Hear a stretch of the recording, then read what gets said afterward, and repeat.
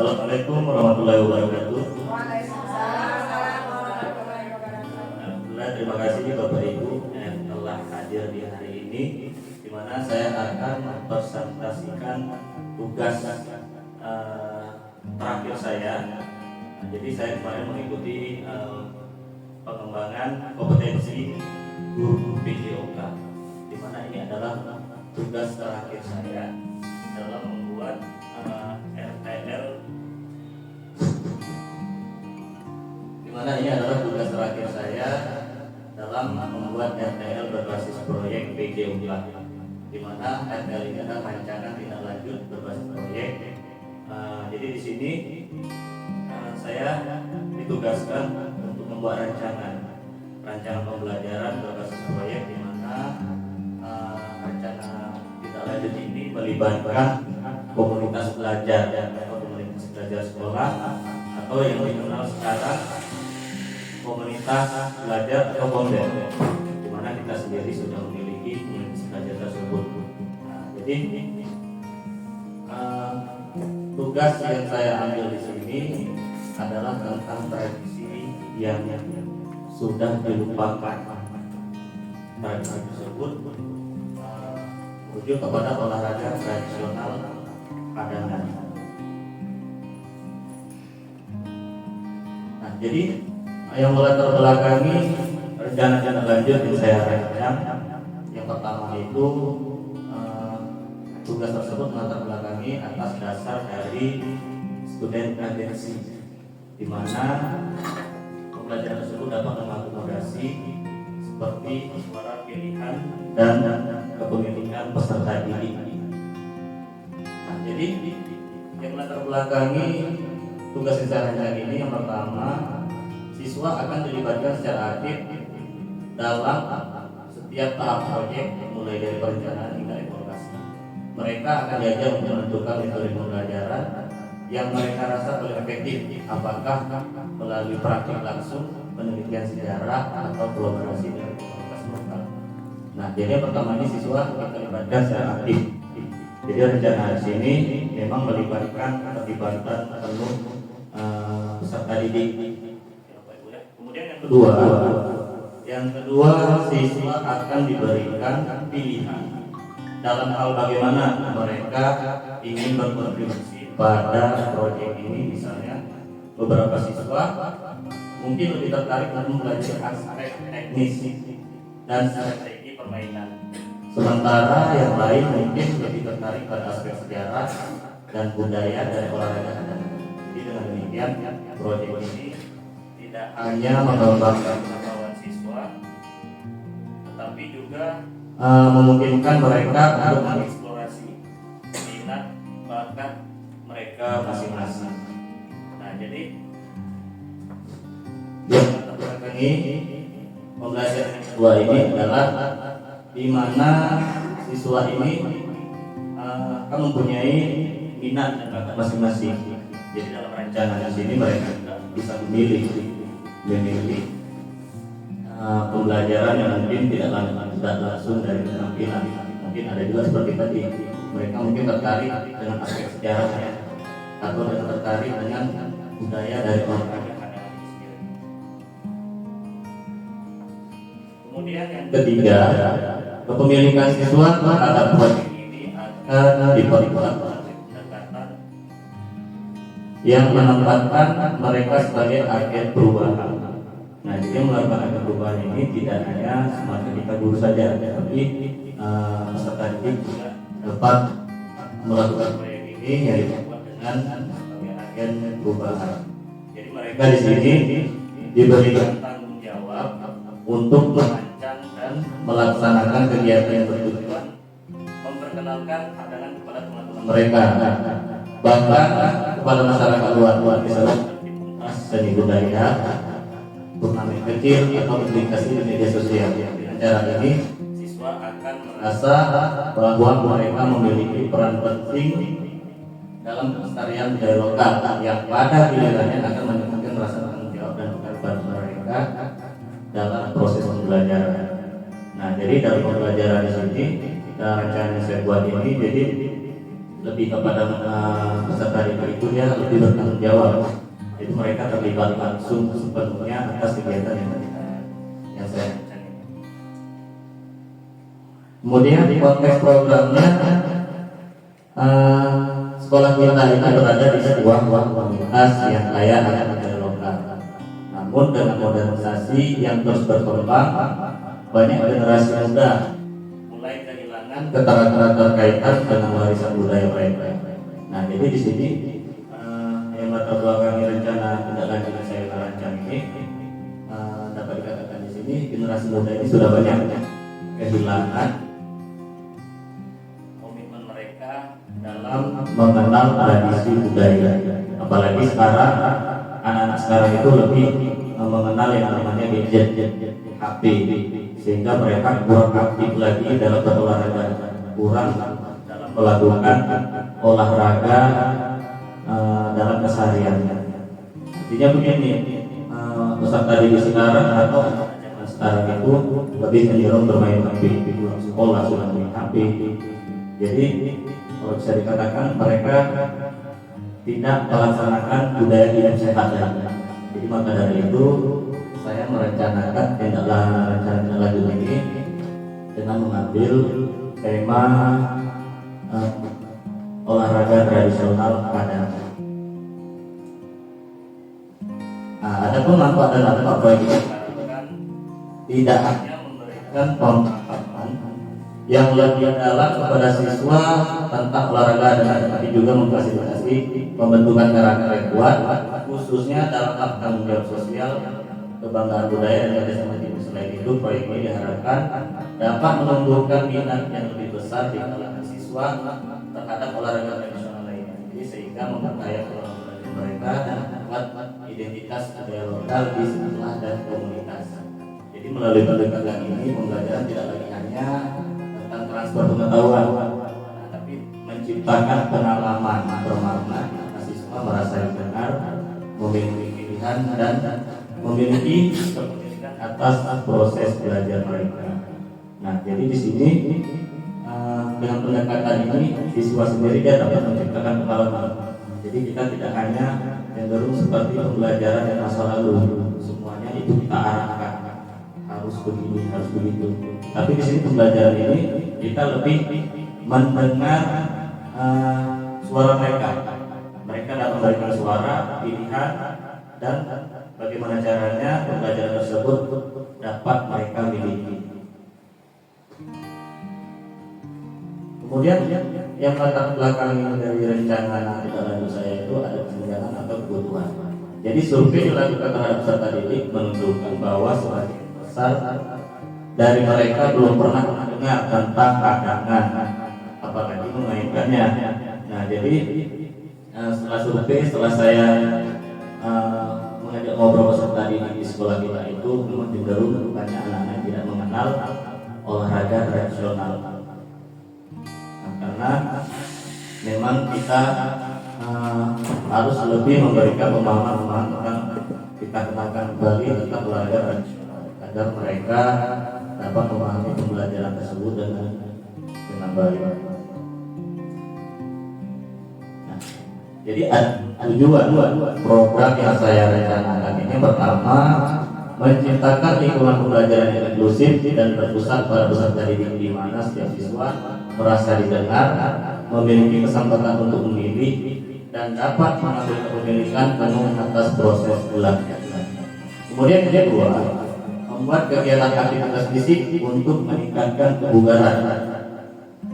Yang ketiga, meningkatkan kemampuan peserta didik untuk mengekspresikan ide, pendapat, dan pandangan mereka mengenai olahraga tradisional, pandangan baik dalam konteks budaya maupun olahraga.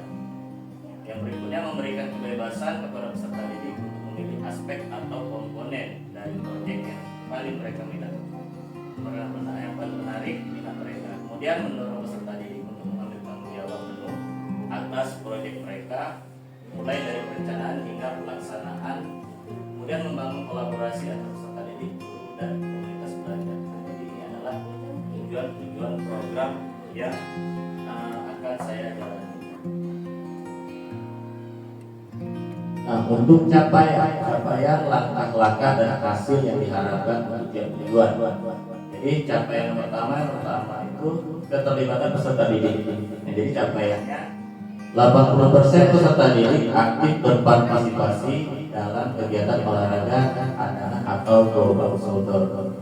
Jadi langkah aksi yang dilakukan ini dapat mengadakan diskusi kelas untuk mengenal dan memilih olahraga anak sebagai kegiatan utama. Nah, jadi untuk langkah aksinya ini supaya terlibat aktivitas peserta didik, kita mengadakan aktivitas diskusi kelas ya untuk mengenalkan bagaimana apa itu olahraga tradisional dan kita dapat memilih olahraga tradisional sebagai kegiatan utama nasional. Kemudian yang kedua, untuk hasil yang diharapkan itu daftar peserta didik yang berminat dan jadwal kegiatan yang teratur. Nah, jadi hasil yang diharapkan kita mendapatkan daftar peserta didik yang berminat, kemudian jadwal kegiatan yang teratur. Yang kedua, pengembangan keterampilan. Jadi capaian yang kedua itu adalah pengembangan keterampilan, di mana 80% peserta didik menunjukkan peningkatan keterampilan bermain cadangan. Nah, jadi capaian yang kedua itu lebih kepada keterampilan. Jadi mereka dapat melakukan peningkatan keterampilan dalam permainan olahraga tradisional cadangan. Langkah aksinya menyusun jadwal latihan rutin dan kompetisi internal. Kemudian hasilnya diharapkan laporan perkembangan keterampilan peserta didik. Nah, jadi ini adalah capaian langkah-langkah dan hasil yang diharapkan untuk tiap tujuan rencana tidak lanjut yang saya rancangkan. Nah, adapun struktur programnya. Jadi struktur program dan yang terakhir. Seperti saya katakan tadi, program ini melibatkan komunitas belajar sekolah. Nah, jadi saya harap Bapak Ibu juga nanti dapat terlibat dalam kegiatan yang saya rancang ini ke depan. Jadi skala programnya, program ini merupakan kurikuler, jadi upaya mendalami dan menghayati materi pelajaran yang didapat melalui kegiatan permainan tradisional cadangan. Jadi program ini dapat dilaksanakan oleh semua jenjang, artinya bisa dilakukan mulai dari kelas 1 sampai kelas 5. Tetapi untuk sekolah kita, sekolah dasar ini yang saya libatkan adalah kelas 4, 5, dan 6. Jadi yang terlibat penuh itu kelas 4, 5, dan 6. Agar program ini berkelanjutan, maka perlu melibatkan kelas rendah. Nah, seperti saya katakan tadi, kelas rendah kita libatkan ini minimal mendapatkan pengalaman dari melihat kakak dan abang kelasnya memimpin kegiatan, berkolaborasi dan juga aktif bergerak untuk memperkuat gerak dari permainan olahraga tradisional cadangan. Jadi kelas rendah itu kita libatkan agar mereka memahami apa itu permainan tradisional, itu mereka dapat mengamati atau terlibat langsung dalam kegiatan. Jadi agar program ini dapat berkelanjutan. Kemudian pengaturan programnya itu dilaksanakan setiap hari Sabtu selama 2 jam di halaman sekolah yang dimanfaatkan sebagai lapangan permainan. Nah, kita kan memiliki halaman yang luas sehingga bisa kita gunakan atau manfaatkan sebagai lapangan permainan. Kemudian ini rangkaian belajarnya kita berkolaborasi tentunya dengan saya sendiri, guru PJOK. Nah, ini yang bertanggung jawab sebagai koordinator program dan pengawas selama kegiatan. Nah, kemudian guru bahasa Indonesia, nah, kalau kita SD sudah pasti guru kelas pelajaran. Artinya di sini kita dapat di mana guru kelas ditentukan di bidang yang masing-masing. Misalnya seperti guru bahasa Indonesia ini nanti dapat membantu murid dalam pembuatan laporan tertulis. Nah, jadi dapat peserta didik yang nantinya berminat membantu dalam pembuatan laporan, nah ini nanti dibantu oleh guru bahasa Indonesia. Kemudian ada guru seni budaya. Nah, ini dapat membimbing dalam pembuatan video dokumentasi. Karena dalam pelajaran ini nanti kan menghasilkan proyek. Nah, jadi proyek itu dalam bentuk apa saja seperti dokumentasi permainan. Nah, jadi di sini dapat dibantu oleh guru seni budaya. Kemudian ada guru IPS. Nah, di sini dapat memberi penjelasan latar belakang budaya permainan tradisional. Nah, jadi nanti guru IPS ini dapat memberi penjelasan tentang latar belakang budaya permainan tradisional Hadana. Nah, kemudian kita libatkan juga, kita bermitra juga dengan orang tua dan tokoh masyarakat yang memahami olahraga tradisional. Nah, artinya dalam kemitraan ini kita dapat melibatkan semua yang ada di sekolah kita. Kita dapat memanfaatkan aset yang ada di sekolah.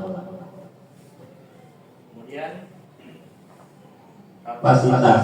Nah, jadi sekolah kita ini memiliki kapasitas. Kapasitas ini lebih kepada aset ya, aset kekuatan yang kita miliki di sekolah.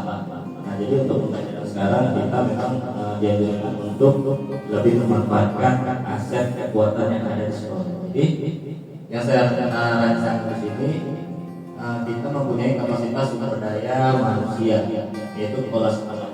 Kepala sekolah nanti di sini dapat menjadi penanggung jawab perjalannya acara. Kemudian ada guru PJOK, ada pelatih lokal, peserta didik ini ya. Kemudian rakyat sejawat, warga sekolah, orang peserta didik dan komite sekolah. Jadi kapasitas yang kita miliki ini tentunya ini nanti kita libatkan dalam acara atau rancangan berencana tidak lanjut yang saya laksanakan. Kemudian ada sumber daya fisik di mana lapangan olahraga atau halaman sekolah kita, halaman sekolah kita itu bisa dimanfaatkan sebagai lapangan olahraga. Kemudian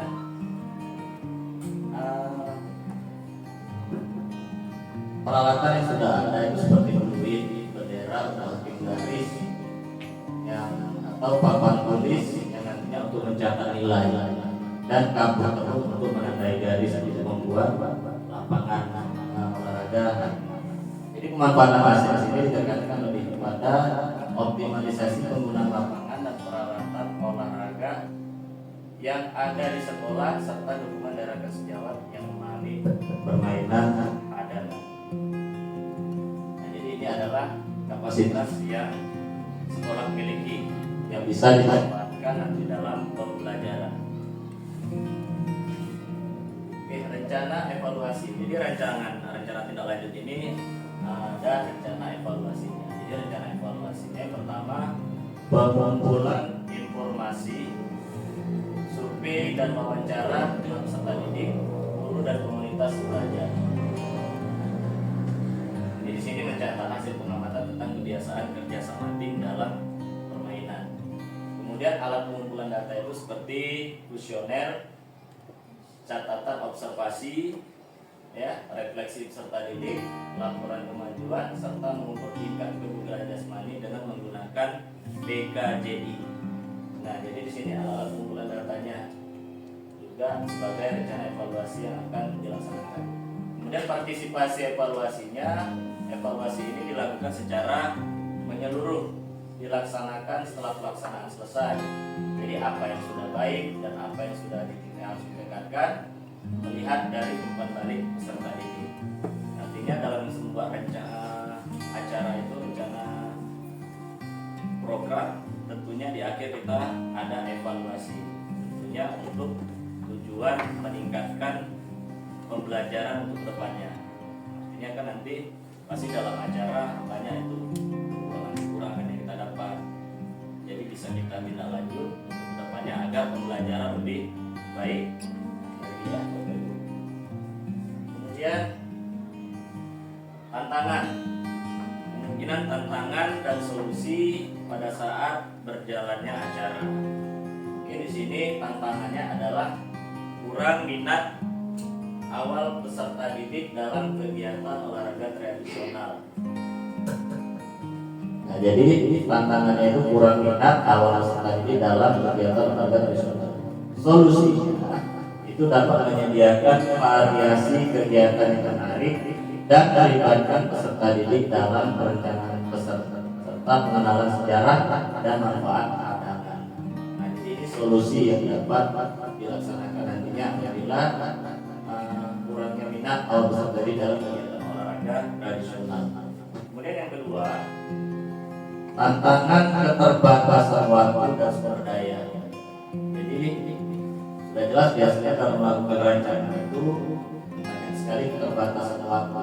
Jadi solusinya itu kita dapat mengatur jadwal kegiatan yang fleksibel dan memanfaatkan sumber daya secara efisien.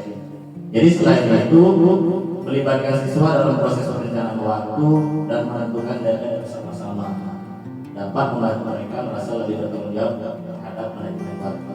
Jadi juga di sini kita libatkan siswa dalam solusinya dalam rencana waktu. Jadi kita tidak menentukan sendiri, kita tentukan ya. Jadi bersama-sama. Ya, artinya peserta didik ini dapat bertanggung jawab atas komitmen yang dibuatnya. Kemudian tantangan berikutnya, keterbatasan pengetahuan dan pemahaman siswa tentang olahraga hadangan.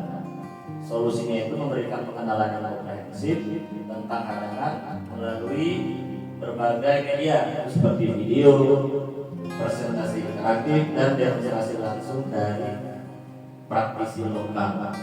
Jadi apabila tantangan itu nanti keterbatasan tentang pemahaman siswa dan olahraga hadangan, saya memberikan solusi, memberikan pengenalan yang lebih lanjut itu melalui video tadi, melalui presentasi yang interaktif, artinya supaya pengetahuan dan pemahaman dalam olahraga tradisional ini baik diterima oleh peserta didik. Nah, jadi itu adalah rencana tindak lanjut yang saya buat. Jadi sebagai penutup, saya harap program ini dapat meningkatkan keterlibatan dan keterampilan peserta didik dalam PJOK melalui olahraga tradisional. Yang kedua, kolaborasi dengan komunitas belajar akan menciptakan lingkungan yang mendukung pembelajaran aktif dan berkelanjutan. Yang terakhir, saya berharap dukungan dari seluruh pihak untuk kesuksesan program ini. Jadi program ini tidak berjalan apabila kita guru tidak berkolaborasi. Artinya di sini kita lebih kepada komunitas belajar sekolah, pembel kita aktif dalam melaksanakan program pembelajaran yang saya rencanakan. Nah, jadi saya sangat berharap pada Bapak Ibu semua mendukung program ini agar terlaksana dengan baik. Tentunya ini berbalik lagi kepada didik supaya dapat belajar yang bermakna bagi peserta didik. Nah, jadi hanya ini banyak tindak lanjut yang saya buat. Sebelum saya tutup, mungkin ada masukan dari Bapak Ibu boleh diberikan sebelum saya tutup. Dipersilakan kalau memang ada kembali dari rencana yang saya buat. Oke, baik, terima kasih. Silakan.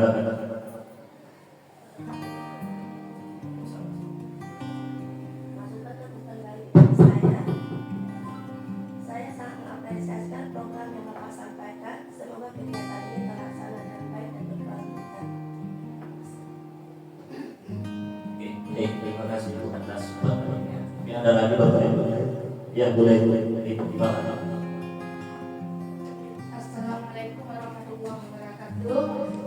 Alhamdulillah yang disampaikan oleh Bapak benar, baik, betul. Tetapi ada juga yang kita berkelanjutan yang lebih baik lagi.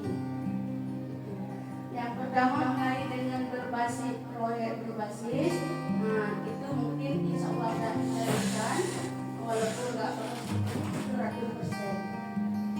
Insya Allah kita akan melanjutkan lagi yang lebih baik. Jangan kita bilang-bilang aja kegiatannya nggak 100% kita lakukan. Itu saja. Assalamualaikum warahmatullahi wabarakatuh. Baik, terima kasih atas Bapak Ibu yang telah berikan umpan tali. Sebelumnya beri tepuk tangan dulu. Ya, baik, terima kasih Bapak Ibu atas umpan balik yang diberikan.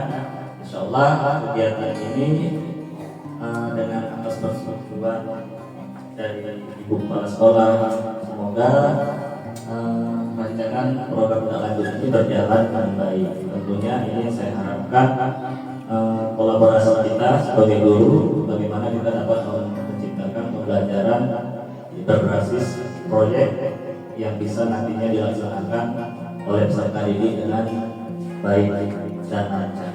Jadi kedepannya, insya Allah rancangan ini kita jalankan supaya keterlibatan aktif peserta didik dalam pembelajaran, supaya mereka mendapatkan pengalaman yang memang mereka dapatkan dan dapat bertanggung jawab atas pembelajaran mereka merancang sendiri. Terima kasih. Mungkin hanya ini yang dapat saya sampaikan. Lebih dan kurang saya mohon maaf. Saya akhiri dengan Assalamualaikum warahmatullahi wabarakatuh.